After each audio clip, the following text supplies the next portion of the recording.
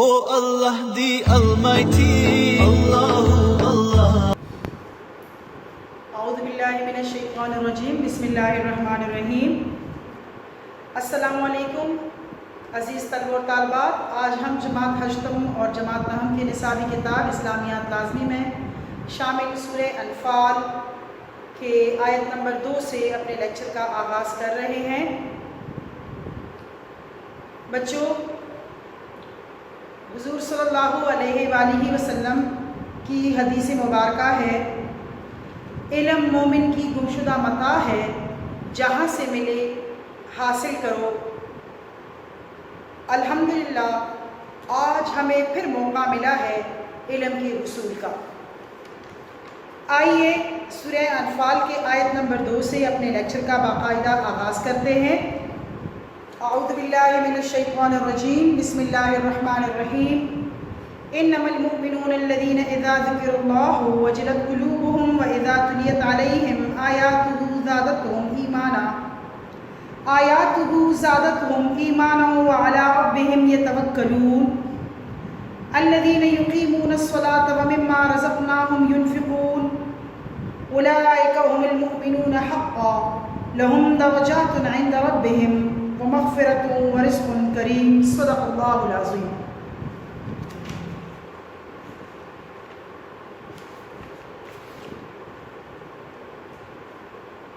الفاظ کے معنی اور آیت کا ترجمہ ہم پڑھ رہے ہیں۔ بچوں غور سے سنیے۔ انما المؤمنون، بے شک ایمان والے، الذین، وہی لوگ ہیں، اذا ذکر اللہ، جب نام آئے اللہ تعالیٰ کا، وجلت، تو ڈر جائیں، قلوبہم، ان کے دل، وَإِذَا، اور جب تلیت پڑھی جائے، علیہم، ان پر، آیاتہ، اس کی آیتیں، اس کی نشانیاں، اس کے احکامات، زادتہم، تو زیادہ ہو جاتا ہے، ایماناً، ان کا ایمان، وعلی ربہم، اپنے رب پر، یتوکلون، بھروسہ رکھتے ہیں۔ ترجمہ کچھ اس طرح ہے، بے شک ایمان والے تو وہی لوگ ہیں جب ان کے سامنے اللہ تعالیٰ کا ذکر آئے تو تو ان کے دل ڈر جاتے ہیں، اور جب ان پر اللہ کا کلام سنایا جائے تو اس سے ان کا ایمان اور زیادہ ہو جاتا ہے اور وہ اپنے رب پر بھروسہ رکھتے ہیں۔ بچوں، ان آیات میں اللہ تعالیٰ نے آیت نمبر 2 سے آیت نمبر 4 تک اللہ تعالیٰ نے مومنوں کی صفات بیان فرمائے ہیں۔ ان آیات میں مومنوں کی مخصوص صفات بیان ہوئے جو ہر مومن میں ہونا چاہیے۔ اس میں اشارہ ہے کہ ہر مومن اپنی ظاہر اور باطنی کیفیات اور صفات کا جائزہ لیتا رہے۔ اگر یہ صفات اس میں موجود ہیں تو اللہ تعالیٰ کا شکر کرے کہ اس نے اس کو مومنین کی صفات عطا فرما دی، اور اگر ان میں سے کوئی صفت موجود نہیں یا ہے مگر ضعیف ہے، کمزور ہے، تو اس کے حاصل کرنے اور مضبوط اور قوی کرنے کی فکر میں لگ جائے۔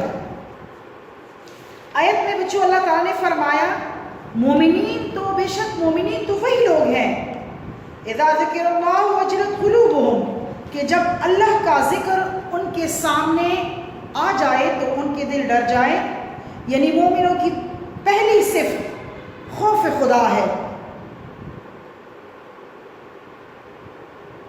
یعنی جب ان کے سامنے اللہ کا ذکر کیا جائے تو ان کے دل ڈر جاتے ہیں۔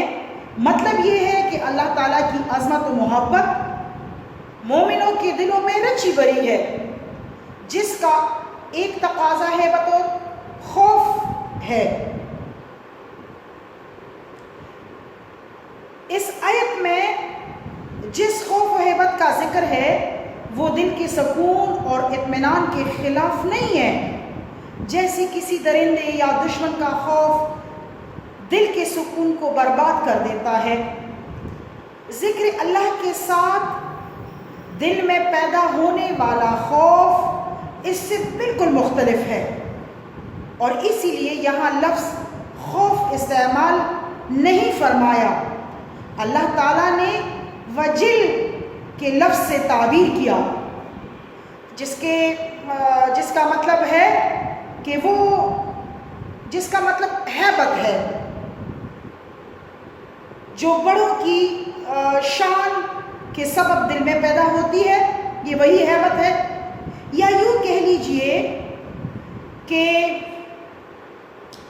اللہ کے ذکر اور یاد سے مراد یہ ہے کہ کوئی شخص کسی گناہ کا ارتکاب کر رہا ہو یا کسی گناہ کے ارتکاب کا ارادہ کر رہا تھا، اسی حال میں اس کو خدا تعالیٰ کی یاد آ گئی تو وہ اللہ تعالیٰ کے عذاب سے ڈر گیا اور گناہ سے باز آ گیا۔ اس صورت میں خوف سے مراد خوف عذاب ہی ہوگا۔ سمجھ میں آ گئی بچوں؟ مومنوں کی دوسری صفت یہ بیان ہوئی ہے کہ وَإِذَا تُلِيَتْ عَلَيْهِمْ آيَاتُهُ زَادَتْهُمْ ایمانا، کہ جب مومنوں کے سامنے اللہ تعالیٰ کی آیتیں، اللہ کی نشانیاں، اللہ تعالیٰ کے احکام نازل ہوتے ہیں، آتے ہیں، تو اس سے ان کی ایمان اور مضبوط ہوتا ہے، ان کی ایمان میں کمزوری نہیں آتی۔ جیسے مسلمانوں سے، جیسے پہلے عرب کے لوگوں سے اور باقی مذہب کے لوگوں سے کہا گیا کہ بھئی تم مسلمان ہو جاؤ، عقیدہ توحید اختیار کر لو، بتوں کی عبادت چھوڑ دو، تو ایک بہت بڑا کام انہوں نے کیا کہ بتوں کی عبادت چھوڑ دی، عقیدہ توحید کی طرف آ گئے، ایک اللہ کو ماننے لگے۔ یہ بہت بڑا کام ہے۔ پھر اللہ تعالیٰ کا حکم آیا کہ بھئی نماز پڑھنا شروع کرو، باقاعدگی کے ساتھ 5 وقت نماز پڑھے، صبح سویرے اٹھ جاؤ اور نماز پڑھو۔ سو یہ بھی ایک پابندی کا کام ہے، بہت پابندی کا کام ہے اور بہت بڑا کام ہے۔ سو مسلمان نماز کے حکم سے مسلمانوں کی ایمان میں کمزوری نہیں آئی بلکہ اور پختگی آئی، اور وہ انہوں نے نماز پڑھنا شروع کر دیا۔ اسی طرح آگے سخت سے سخت احکامات آتے رہے، دن بھر بھوکا رہیں، روزہ رکھیں، کچھ کھائے پیے مت۔ یہ بہت بڑا کام ہے اور سخت کام ہے، پابندی کا کام ہے، لیکن وہ کرتے رہے اور اس سے ان کی ایمان میں اضافہ ہوتا رہتا تھا، ان کا ایمان گھٹتا نہیں تھا، ان کا ایمان بڑھ جاتا تھا، اللہ تعالیٰ کے ہر حکم کے ساتھ ان کا ایمان بڑھ جاتا تھا، اور یہ صحیح مومنین کی نشانی ہے۔ سمجھ میں آ گئی بات؟ اللہ تعالیٰ نے فرمایا ہجرت کرے، اپنا گھر بار چھوڑ دے، اپنا آبائی وطن چھوڑ دے، ہجرت کرے، انہوں نے لبیک کہا اور وہ ہجرت کر گئے۔ پھر اللہ تعالیٰ کا حکم آیا جہاد کرو۔ سو مومنوں کے اس سخت حکم سے ان کا ایمان گھٹا نہیں، ان کا ایمان اور بڑھ گیا کہ بھئی، اور وہ جہاد کے لیے اٹھ کھڑے ہوئے۔ سو اللہ تعالیٰ نے فرمایا مومنین کی یہ صفت ہے کہ جب ان کے سامنے اللہ کی نشانیاں، اللہ کی آیات، اللہ کے احکام آتے ہیں تو اس سے ان کی ایمان میں ترقی آتی ہے، اس کی ایمان بڑھ جاتے ہیں۔ سمجھ میں آ گئی بیٹا؟ آگے ہے تیسری صفت، اللہ تعالیٰ نے فرمایا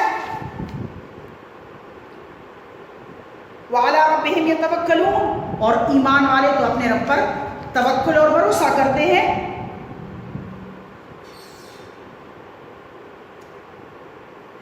تیسری صفت مومن کی یہ بیان فرمائی کہ وہ اللہ تعالیٰ پر توکل کرے۔ توکل کے معنی اعتماد اور بھروسہ کے ہیں۔ مطلب یہ ہے کہ اپنے تمام اعمال و احوال میں اس کا مکمل اعتماد اور بھروسہ صرف اللہ تعالیٰ کی ذات پر ہو۔ صحیح احادیث میں حضور صلی اللہ علیہ وآلہ وسلم نے فرمایا کہ اپنی ضروریات کے لیے مادی اسباب اور تدابیر کو ترک کر کے بیٹھ جائے، بلکہ مطلب یہ ہے کہ مادی اسباب و آلات کو اصل کامیابی کے لیے کافی نہ سمجھے،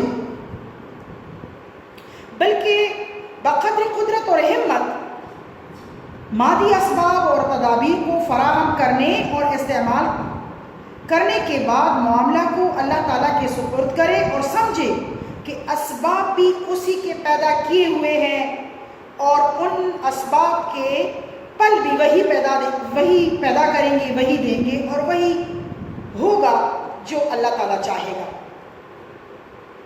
سمجھ میں آئی بات؟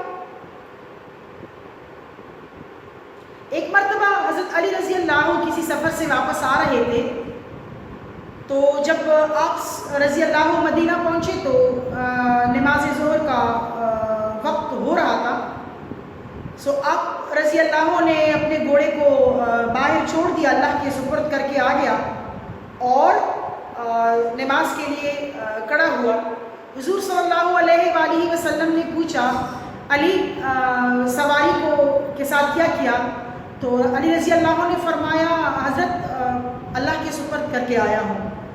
اللہ کے نبی نے فرمایا جاؤ اپنے گھوڑے کے آگے پاؤں باندھ لو اور پھر اللہ کے سپرد کر کے آ جاؤ۔ مطلب یہ کہ تم مادی اسباب اور تدابیر تو فراہم کرو گے، کچھ کوشش اور ہمت کرو گے، باقی اللہ کے سپرد کر دو اپنے تمام اعمال، اپنے تمام احوال۔ جو کچھ ہوتا ہے وہ اللہ تعالیٰ کی مرضی سے ہوتا ہے، یہی بھروسہ ہونا چاہیے اور یہی اعتماد ہونا چاہیے ایک سچے مومن کی۔ آگے ہے بچوں اگلے آیت میں الذین یقیمون الصلاۃ ومما رزقناہم ینفقون۔ الذین اور مومنین تو وہی ہے یقیمون جو قائم کرتے ہیں صلاۃ، جو اقامت الصلاۃ کرتے ہیں، چوتھی صرف اقامت الصلاۃ ہے۔ اقامت الصلاۃ، اس میں یہ بات قابل یاد رکھنے کے ہیں بچوں کہ یہاں نماز پڑھنے کا نہیں بلکہ نماز کی اقامت کا ذکر ہے۔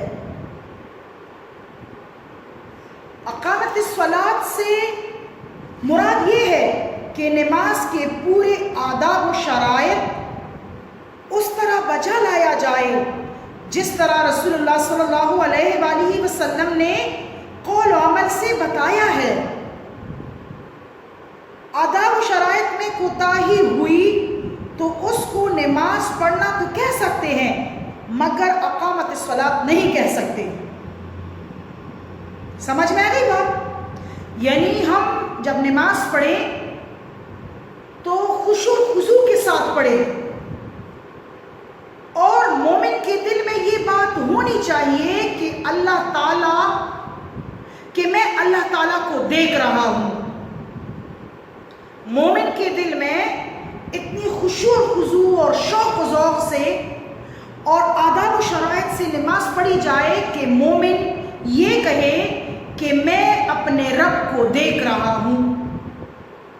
اور کمزور مومنین جیسے ہم لوگ، ہمارا تو یہ رویہ اور روش ہوتا ہے کہ ہم نماز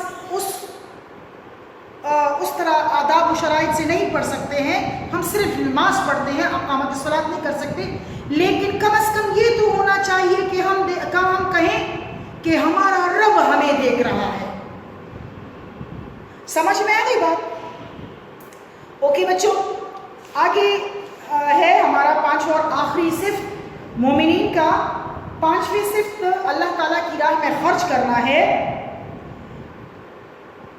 وَمِمَّا رَزَقْنَاهُمْ يُنْفِقُونَ، اور مومن تو وہ لوگ ہیں کہ جو ہم نے دیا ہے، جو رزق ہم نے دیا ہے، اللہ تعالیٰ فرماتا ہے وہ اس میں سے خرچ کرتے ہیں۔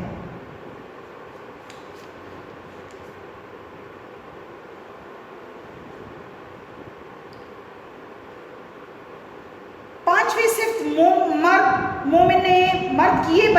فرمائی ہے کہ جو کچھ اللہ تعالیٰ نے اس کو رزق دیا ہے وہ اس میں سے اللہ کی راہ میں خرچ کرے۔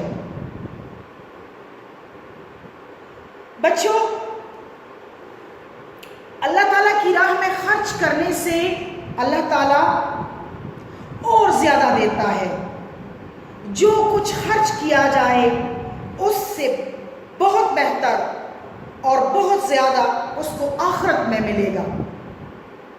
سو اس عقیدے کے ساتھ کہ جو کچھ ہم خرچ کر رہے ہیں اللہ تعالیٰ اس کے بدلے میں ہمیں اس سے بہتر اور زیادہ دے گا۔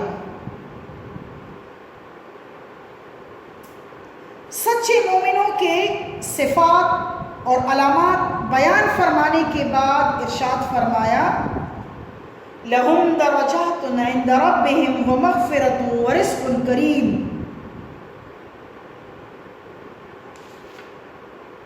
اس میں سچے مومنین کے لیے 3 چیزوں کا وعدہ اللہ تعالیٰ نے فرمایا۔ ایک، بلند درجات، لَهُمْ دَرَجَاتٌ عِنْدَ رَبِّهِمْ، لَهُمْ دَرَجَاتٌ، ان کے لیے اللہ کے ہاں بلند درجے ہیں، درجات عالیہ۔ اور دوسرا اللہ نے جو وعدہ فرمایا ہے وہ ہے کہ بخشش ہوگی ایسے مومنین کی جن میں یہ 5 صفات موجود ہوں، تو ان کی بخشش، ان کی مغفرت اللہ تعالیٰ کے ذمے ہے۔ سو مومنین کے لیے اللہ تعالیٰ نے 3 چیزوں کا وعدہ فرمایا۔ ایک، بلند درجات، کہ اللہ تعالیٰ نے فرمایا کہ جن مومنوں میں یہ 5 کے 5 صفات ہوں سو اللہ تعالیٰ ان کے درجات بلند فرمائیں گے۔ درجات عالیہ اللہ تعالیٰ نے وعدہ کیا ہے۔ اور دوسری ہے کہ بھئی اللہ تعالیٰ نے جو دوسرا وعدہ مومنین کے ساتھ فرمایا ہے وہ ہے کہ اللہ تعالیٰ ان کی بخشش کریں گے، ان کی مغفرت کریں گے، کنفرم ان کی مغفرت ہوگی۔ اور تیسرا جو اللہ تعالیٰ نے وعدہ فرمایا ہے، اللہ تعالیٰ نے ان کو عمدہ رزق دینے کا وعدہ فرمایا ہے، عمدہ رزق۔ اور بچوں، رزق سے مراد صرف خوراک کھانا پینا نہیں ہے، رزق سے مراد انسان کی زندگی، انسان کی عمر، انسان کا اٹھنا بیٹھنا، انسان کی دنیا، انسان کی آخرت، سب کچھ رزق سے مراد ہے۔ سو اللہ تعالیٰ عزت کی روزی دے گا، عزت کا رزق دے گا انشاءاللہ۔ ٹھیک ہے بچوں، آج کے لیے اسی لیکچر میں آج کے لیے ہم نے سورہ انفال کے آیت نمبر 2 سے آیت نمبر 4 تک پڑھا۔ انشاءاللہ کل آگے بڑھائیں گے سورہ انفال کو۔ شکریہ، والسلام۔